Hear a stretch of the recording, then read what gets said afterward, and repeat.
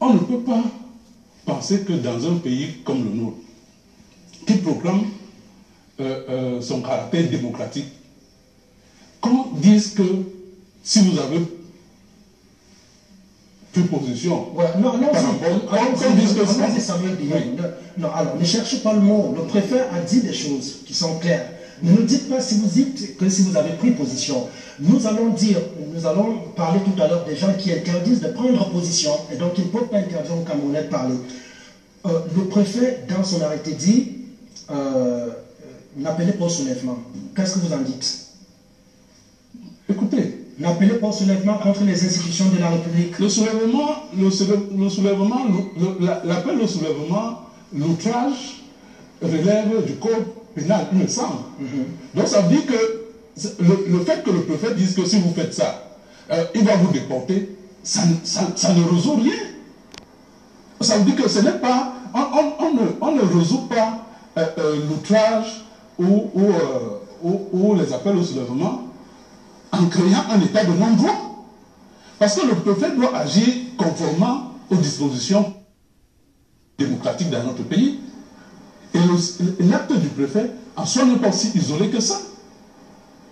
Vous savez, c'est depuis 2008 quand même qu'on est en train de reculer sur les valeurs démocratiques. D'abord, dans ce pays, les gens doivent se rappeler qu'on a eu une répression meurtrière en février 2008. Ça, c'est un fait. Deuxième chose, le préfet dit qu'il ne faut pas outrager les institutions ou celui qui les incarne. Il faut faire quoi? Il faut laisser outrager les institutions? Je vous ai déjà dit que l'outrage tombe sur le code de la loi. Ça veut dire que la solution, c'est que, écoutez un peu, c'est que j'essaie de vous faire comprendre, pour faire simple. Ça veut dire que le préfet essaie de résoudre un problème en mettant de l'huile sous le feu. C'est ce que j'essaie de dire tout simplement. Et ce n'est pas acceptable. D'accord. Vous comprenez? Troisième chose, il ne faut pas entreprendre des manœuvres pouvant entraîner des troubles à l'ordre public. Vous reprochez au préfet d'avoir pris cette... Non, écoutez, c'est pas un reproche au préfet. D'ailleurs, je pense même que le ministre Sadi, peut-être qu'on va parler de ça, le ministre Sadi, je crois que dans une certaine mesure, et de manière très fine, a recadré le préfet, parce que la sortie du... Oui, il a absolument pas. Non, si, il a recadré. Parce que nous avons eu les responsables du ministère de la Communication qui disent... Ils ne peuvent pas vous dire autrement. Qui disent que leur communiqué va en droit bien. Non, ils ne peuvent pas vous dire autrement, parce que si on veut résumer la sortie du ministre Sadi, il dit une chose. Il dit que les Camerounais sont libres de s'exprimer sans contrainte. Il a dit les Camerounais sont libres de s'exprimer sans contrainte. C'est ce qu'il a dit. Voilà. Ça veut dire que ce n'est pas parce que quelqu'un sait s'exprimer que tu vas le prendre, tu vas le déporter. C'est aussi simple que ça. D'accord. Voilà. Merci. Donc, et en plus, le ministre a dit quelque chose que nous pouvons aussi soutenir. Ça veut dire qu'on ne doit pas...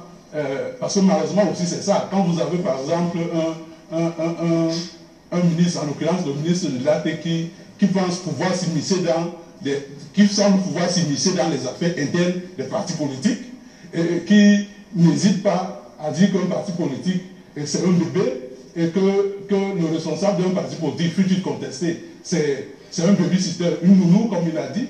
Évidemment, on entre dans la provocation. Et donc, je pense que, comme le ministre l'a dit, il faut éviter d'électriser la scène politique. Il faut jouer à l'apaisement. Et c'est ce que nous disons aussi. D'accord. Mais alors, ça ne justifie pas la sortie du préfet. Comme je dis, voici l'intitulé de notre thème. L'intitulé, c'est traquer nos discours de haine, une urgence, garantir la liberté d'expression, un impératif. Parti politique, leader d'opinion et administration interpellée, Hugues François Onana. Que reproche-t-on à l'arrêté préfectoral? Que reprochons-nous à l'arrêté d'Emmanuel Zigdeng? Merci infiniment.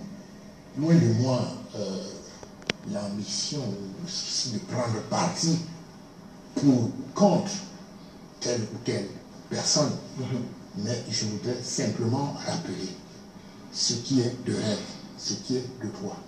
Je pense, s'agissant du problème auquel vous faites référence, il s'agit d'une tempête dans un verre d'eau. Comment ça? Vous voyez, les réactions au texte du préfet, c'est les réactions des gens indignés qui veulent prouver peut-être que rien ne marche. Il y a des choses qui ne marchent pas, c'est vrai. Mais je crois que le préfet, en rappelant, quand je dis que c'est une tempête dans un verre d'eau, ça veut dire que le préfet ne fait que rappeler les dispositions de la loi. Il n'a rien inventé, le préfet. Le pauvre Chiplen. Mais quelle est la disposition qui permet de... S'il vous plaît. Chacun a son rôle. Le préfet est responsable du maintien de l'ordre ici, dans le Foundi. N'est-ce pas? S'il voit que c'est en effrayant les gens qu'ils vont cesser de faire ce qu'ils redoutent, parce qu'ils redoutent ça, le préfet redoute ça. Le préfet, c'est d'effrayer les gens. Non, c'est de maintenir l'ordre, c'est une interprétation. Le rôle du préfet aussi, c'est... Et vous savez, je vais vous rappeler, qu'est-ce que l'État? Hein? Il y a un homme, un écrivain, un auteur, qui a dit, je crois que c'est Max Weber, a dit que l'État, c'est une entreprise politique à caractère administratif dont les représentants revendiquent avec succès dans l'application de ces lois et règlements le monopole de la violence légitime. Ça dit tout. Ça veut dire que... C'est ce que je dis, professeur. Je suis clair. Je suis d'accord avec vous. La violence légitime. C'est-à-dire quoi? Le préfet ne va pas faire ce qu'il a. Il ne va pas mettre sa menace à exécution si ce qu'il va faire n'est pas conforme à la loi. Mais il pose d'abord le postulat selon lequel, si vous débordez, s'il y a débordement dans tel ou tel sens, je vais frapper. Peut-être que ce n'est pas, il ne va pas frapper comme il a dit, mais quand même il veut rappeler à ceux qui seraient tentés de remettre en cause le fonctionnement de l'État ou d'insulter les institutions ou celui qui les incarne, il veut simplement leur rappeler à quoi s'en tenir. C'est tout. Nous allons parler de la liberté d'expression, tout à l'heure. Hein. Vous gardez la parole, oui. François Nana. Faut pas que les médias soient des tribunes de diffusion des discours de haine pour des hommes politiques. Quelle attitude? Ça, c'est le préfet qui le dit. Dans un extrait de sa conférence, de sa sortie, de sa rencontre avec des responsables des médias, il a dit quelle attitude doivent avoir des médias, quelle attitude des médias doivent-ils adopter face à certains discours? Nous vous invitons en plateau. Comment savoir que vous allez dire une parole qui sera considérée comme appel à la sédition, à l'insurrection? Je veux vous dire, vous pouvez ne pas savoir d'avance. Mais il y a des lois, des règles que vous nous indiquez avant d'entrer en studio. Absolument. Dans tous les médias, c'est... Absolument. Moi, je voudrais le dire, hein, je ne veux, ce que je vous ai dit un jour au téléphone, je ne peux pas ne pas le dire quand je suis en face de vous. Et c'est mieux que je le dise en mon audition.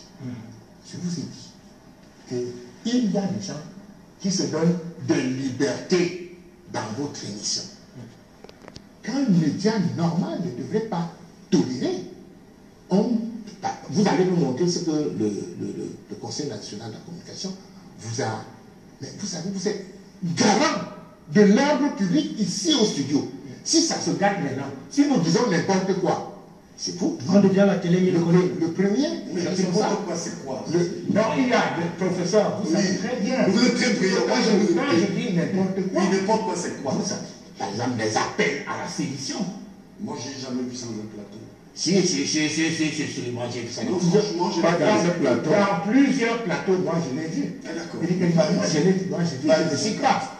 Mais je voudrais quand même dire, pour mettre un bémol, il ne faut pas avoir l'impression que j'avale tout ce que l'État dit. C'est ça. Et parce que l'État aussi, malgré sa toute-puissance, parce que nous sommes en régime présidentiel et même en régime présidentialiste où l'État est fort, où le président de la République est fort, il faudrait donc pas que l'État devienne, sinon un instrument d'oppression, du moins le paravent d'une entreprise de domination. Je m'explique. il ne faut pas que le pouvoir que les autorités ont de par la loi, qu'ils outrepassent même ça pour leurs intérêts personnels. Il faudrait que tout se passe dans le cadre du respect de la loi. Même si vous voulez exfiltrer quelqu'un, interdire le séjour au Cameroun, ou bien, vous avez utilisé un mot. La déportation. Déporter, peut-être que les termes sont un peu exagérés. Un peu exagérés. Mais je ne pense pas que le préfet puisse croire qu'il peut déporter quelqu'un en République. D'accord.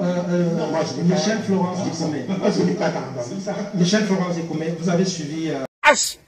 Toi qui regardes, n'oublie pas de liker et de commenter. Vraiment, si tu n'es pas encore abonné, fais-le. Aidez-moi vraiment à travailler davantage.